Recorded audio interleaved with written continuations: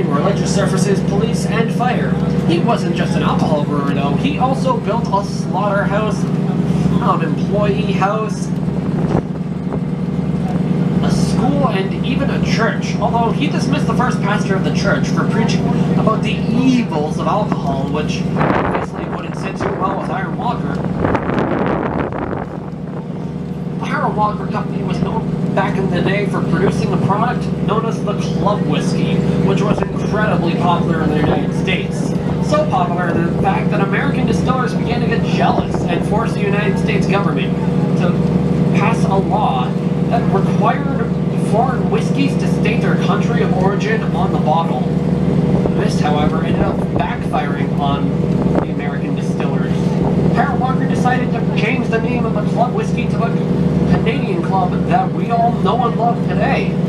And this ended up backfiring because the Canadian Club became even more popular in the United States after its name change. Must have been the appeal of a foreign whiskey from the far-off land of Canada. Ooh.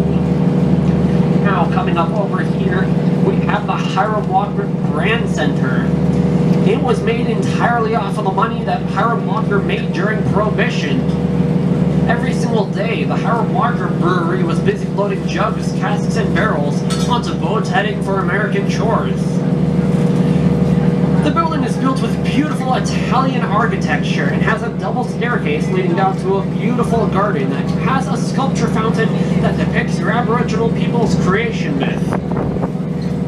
The building holds many events throughout the year, such as weddings, banquets, private parties, dinners, and much, much more.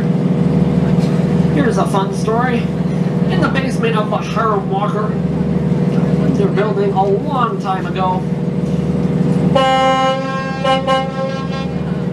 a Hiram Walker executive, Al Capone, and a third gentleman were having a meeting in the basement of the Hiram Walker's Brand Center, and in Mr. Capone's view, the third gentleman was not paying close enough attention.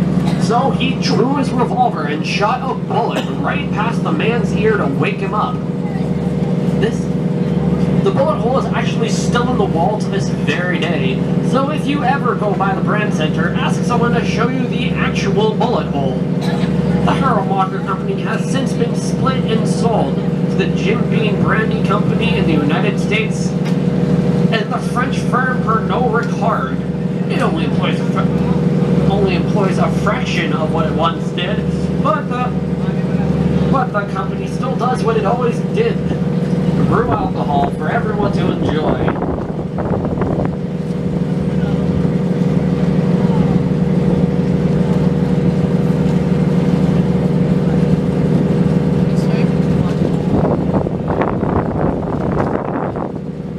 Just past the Hiram Walker's brewery back in the good old early 1900s was